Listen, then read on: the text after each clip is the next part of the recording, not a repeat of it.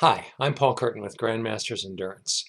This video is for athletes doing the Ironman 70.3 Gulf Coast. I'll do a short course overview as well as a couple of race execution tips to hopefully help you on race day. Let's jump right in. Let's start with the weather for Panama City Beach. As I record this, it is Thursday, May 13th.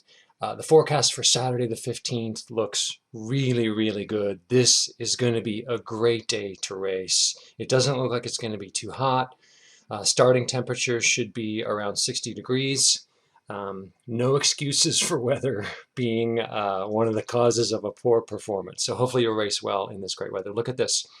Low 60s at the start of the race. The winds are going to be out of the east.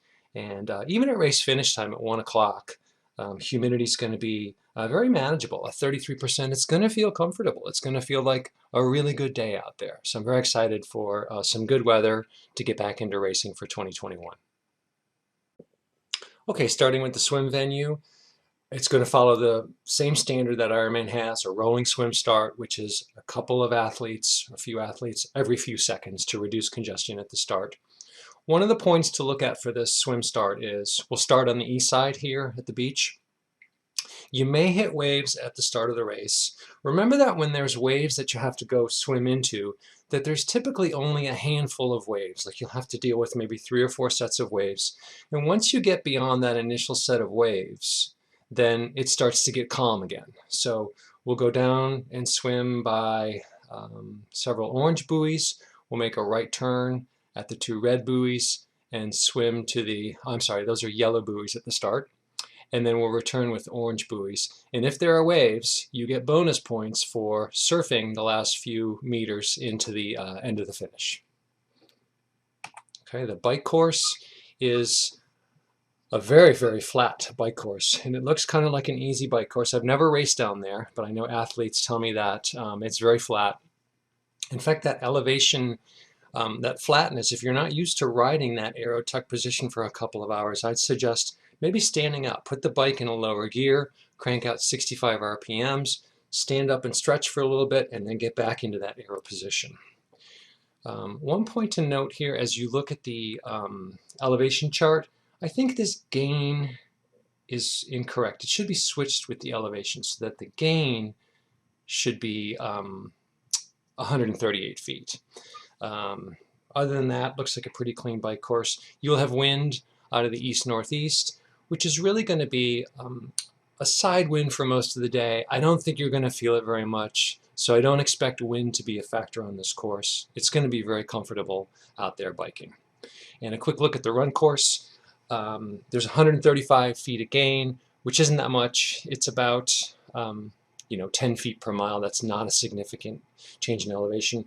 And it's really typical kind of modern style Ironman run course. 3 loops of this course.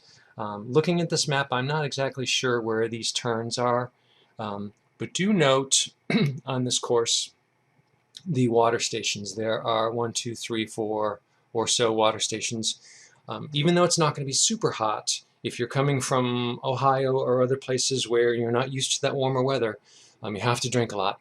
Don't miss an aid station. Drink something, consume something at every aid station on this course. Okay, a couple of final tips, race day information. Make sure you look at this, understand what is required. There's no body marking. Don't forget your face mask. Make sure you line up properly for the swim start. Line up according to how you're going to swim. I think that's worked very well when people do that.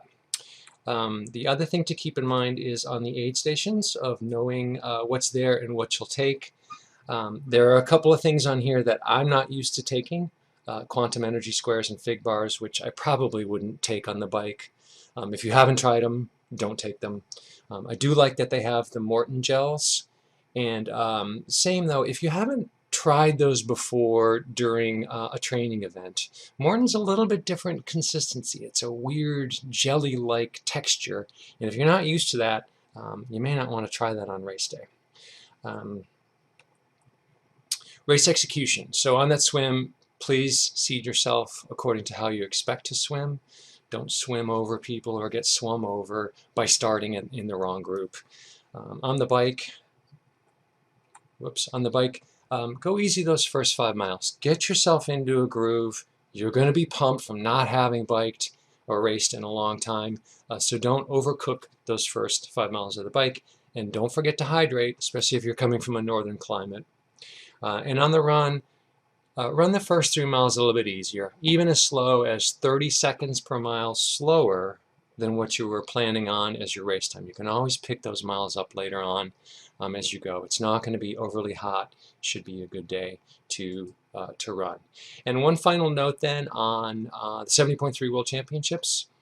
If you get a chance, this year they're in St. George, Utah, so if you live in the US, I'd recommend considering that. I know it's a financial outlay, it's a few $1,000s to go do that trip, but I did the 70.3 World Championships back in 2017 when they were in Chattanooga, and it was a wonderful experience. If you do qualify, please consider it. It would be a great event. So that's it. Thanks for watching. I hope you've learned a thing or two about the course that'll help you on race day. Have a great race. Go out there and execute. Thanks, everybody.